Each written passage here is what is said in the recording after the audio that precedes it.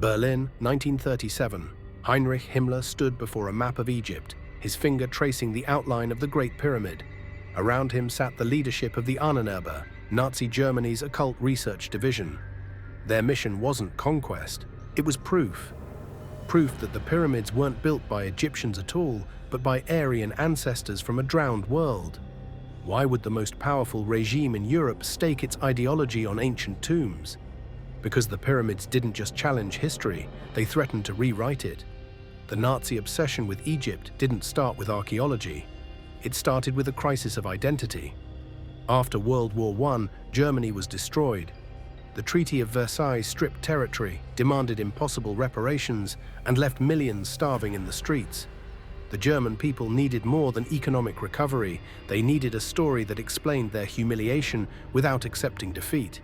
They needed a past glorious enough to justify a future empire. The occultists gave them one. Groups like the Thule Society taught that Germans descended from Atlantis, an advanced civilization that existed thousands of years before recorded history. When Atlantis sank beneath the waves, survivors fled across the globe, carrying fragments of lost knowledge to primitive cultures. Everywhere they went, they became gods. In Egypt, they built the pyramids. In South America, they raised temple cities. In Tibet, they established hidden kingdoms. The proof, they claimed, was written in stone across every continent. But there was a problem. The official timeline didn't allow for it. Mainstream Egyptology dated the pyramids to around 2500 BC, built by Pharaoh Khufu's workforce using copper tools and wooden ramps. The church reinforced this timeline because it fit neatly after the biblical creation story. If the pyramids were built when academia claimed, they posed no threat to Genesis. They were impressive, yes, but safely contained within an approved chronology where humanity was young, guided by divine providence, and incapable of achieving greatness without God's permission. The Nazis rejected this entirely. They saw what Egyptologists refused to acknowledge: the precision, the scale. The impossibilities stacked so high that no honest observer could accept the official explanation. How does a Bronze Age civilization align a massive stone structure to true north with tolerances modern engineers struggle to match? How do they move 2.3 million limestone blocks, some weighing 80 tons, without the wheel? How do they encode advanced mathematical constants into measurements that wouldn't be discovered for another 3,000 years? The mainstream answer was always the same: primitive ingenuity, lost techniques, decades of manual labor. The Nazis called it what it was: a lie. Heinrich Himmler wasn't just another Nazi leader obsessed with power. He was a true believer in the occult history of the Aryan race. As Reichsführer of the SS, he commanded hundreds of thousands of men. He controlled the machinery of the Holocaust, but his deepest passion wasn't political domination. It was proving that his people were the inheritors of something ancient, something divine. In 1935, he created the Ahnenerbe specifically for this purpose, the Ancestral Heritage Society. Its mission was simple on paper: research the history and culture of the Germanic peoples. But everyone involved understood the real goal: find evidence that Aryans had once ruled the world as gods, prove that modern Germans were their descendants, show that Nazi conquest wasn't aggression but restoration. The pyramids became central to this mission, because if the pyramids were older than permitted, if they predated the biblical flood, if they proved that advanced civilizations had risen and fallen long before Genesis claimed creation began, then everything the church and academia had built their authority on collapsed. The pyramids weren't just monuments, they were evidence of a forbidden history, and the Nazis were determined to prove it.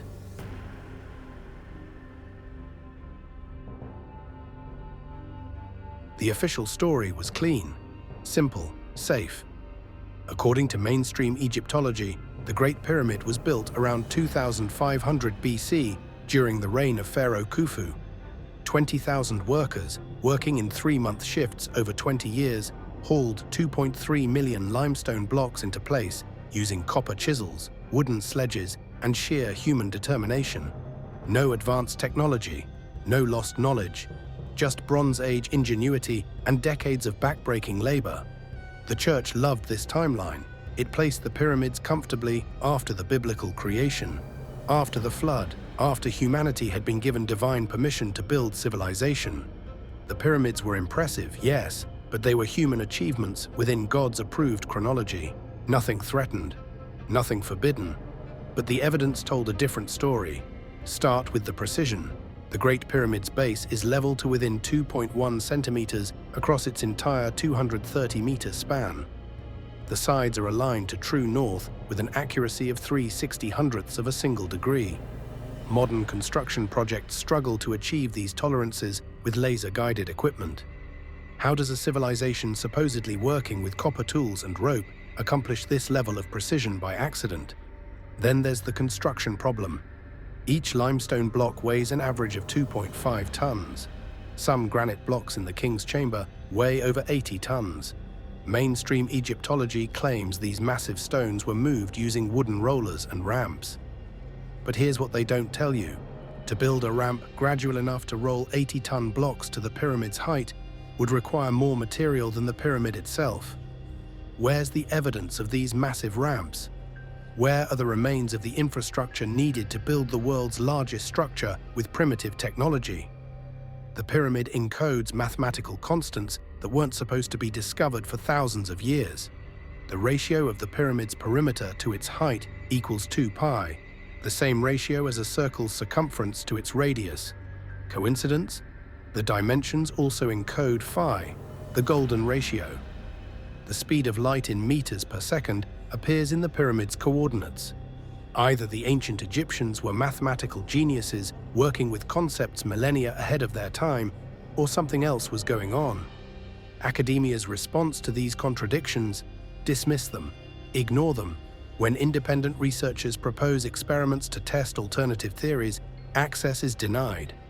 When engineers demonstrate that the official construction methods are physically impossible, given the timeline, their work is labeled pseudoscience. When questions persist, funding disappears. Careers end. Notice the pattern. Every time evidence contradicts the approved narrative, the gatekeepers close ranks. The Nazis saw this for what it was: institutional protection of a timeline designed to serve religious and academic authority. Because if the pyramids were older than permitted, if they required knowledge beyond what Bronze Age cultures supposedly possessed, then the entire foundation of Western historical chronology collapsed. The pyramids weren't built by primitive workers following Pharaoh's orders. They were remnants of something far older, something the church and academia spent centuries trying to bury. So if these revelations are challenging everything you thought you knew about ancient history, hit that subscribe button and turn on notifications. Because what the Nazis discovered next connects the pyramids to a lost civilization that predates the biblical flood itself.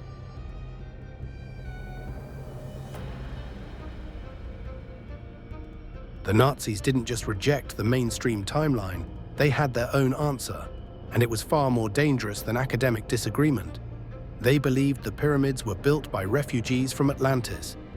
According to Nazi occult theory, Atlantis existed around 10,000 BC as an advanced Aryan civilization that mastered architecture, astronomy, and spiritual sciences beyond anything seen since. When catastrophic floods destroyed their homeland, survivors scattered across the globe. They didn't arrive as refugees, they arrived as gods. Tall, fair-skinned culture bringers who taught primitive peoples how to build, calculate, and align their structures with cosmic precision. The evidence they claimed was impossible to ignore. Look at the global pyramid mystery. Egypt has pyramids aligned to true north. Mexico has pyramids aligned to celestial events. Peru has pyramids built with stones so perfectly fitted that a knife blade can't slip between them. Cambodia has temple complexes encoding advanced astronomy. China has massive earthen pyramids hidden beneath vegetation. Same design, same astronomical alignments, same architectural mysteries, different continents. According to mainstream archaeology, these civilizations never had contact with each other. They developed independently, separated by oceans and thousands of years. But how does the same impossible construction technique appear on opposite sides of the planet by coincidence? How do cultures with no connection build structures encoding the same mathematical constants, the same stellar alignments, the same sacred geometry? The Nazi answer was simple: they all learned from the same source.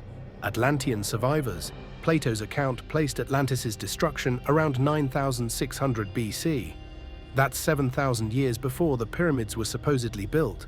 But what if Plato's timeline was correct and Egyptology's was wrong? What if the pyramids weren't built by Khufu's workers in 2500 BC, but by Atlantean descendants thousands of years earlier? The evidence kept mounting. The Sphinx shows water erosion patterns that geologists confirm could only come from sustained rainfall. But Egypt hasn't had that level of rainfall for over 10,000 years. Since when does the desert produce water erosion? Since when does evidence that contradicts the approved timeline get dismissed as natural weathering? Then there's the Inventory Stela, an ancient Egyptian artifact discovered at Giza. The inscription claims that the pyramids and Sphinx already existed when the 4th dynasty pharaohs arrived. They didn't build these monuments, they restored them. Mainstream Egyptology calls it a later forgery created by priests. Convenient, wouldn't you say? Every piece of evidence that contradicts the official story gets labeled as fake or misinterpreted. Even Egyptian texts pointed to something older. The god Thoth, who the Greeks called Hermes Trismegistus, was described as the bringer of all knowledge, writing, mathematics, astronomy. But Thoth's wisdom wasn't presented as newly created, it was inherited. From a previous age, from a time before Egypt began. Egyptian mystery schools taught that their civilization was built on the ruins of something greater, something lost, something that came from across the waters. The church couldn't allow this narrative to survive. If advanced civilizations existed before the biblical flood, then Genesis wasn't the beginning of history. It was just another chapter. The pyramids weren't monuments to human achievement under God's guidance. They were proof that humanity had achieved paradise before, without divine permission, and that knowledge had been deliberately erased. The Nazis believed the pyramids were more than ancient tombs. They were messages carved in stone, proof that their Aryan ancestors had touched the divine and built wonders that still mocked the primitive tools they were supposedly created with. But belief wasn't enough. Himmler needed evidence, physical proof that would force the world to acknowledge what academia refused to see.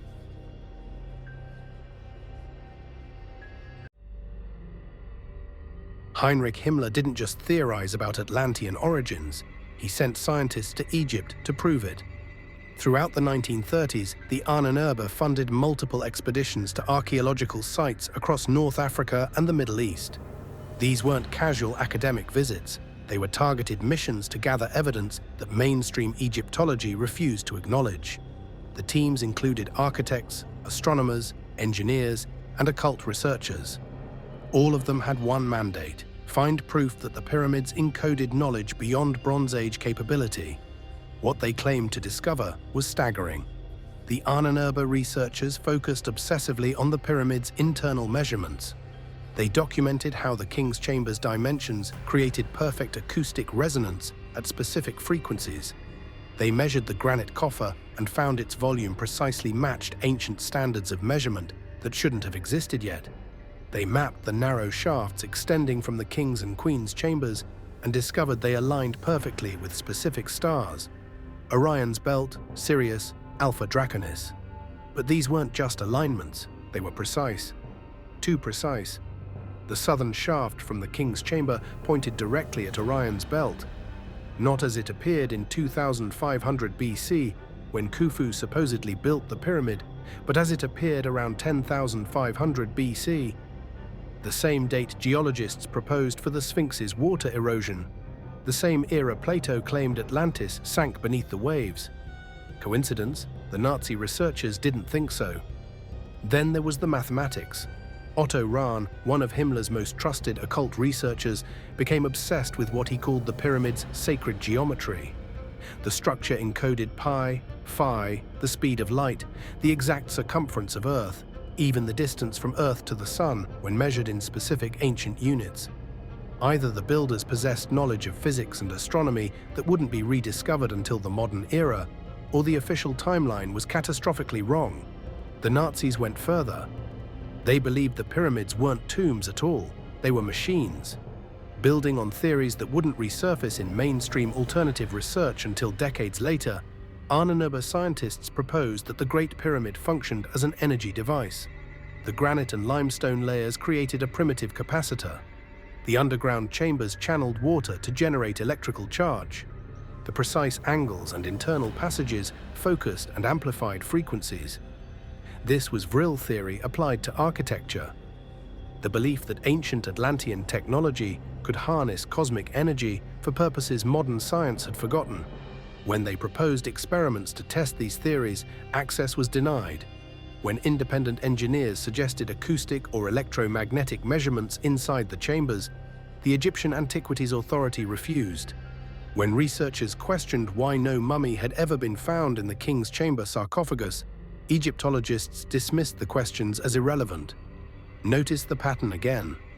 Every attempt to investigate alternative purposes for the pyramids met institutional resistance. Why? What were they protecting? The British Museum held artifacts that contradicted official timelines.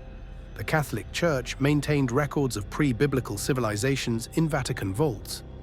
The academic establishment built entire careers on defending chronologies that served religious and political narratives. All of them aligned to keep certain questions unasked, certain possibilities unexamined.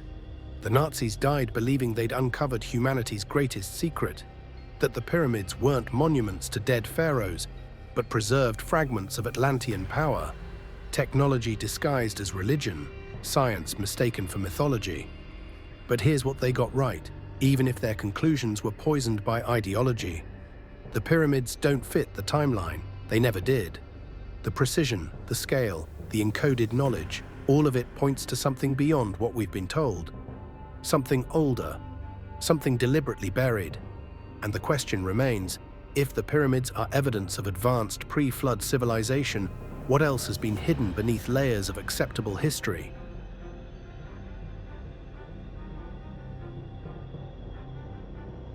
The Nazis lost the war. Their ideology was buried in the rubble of Berlin.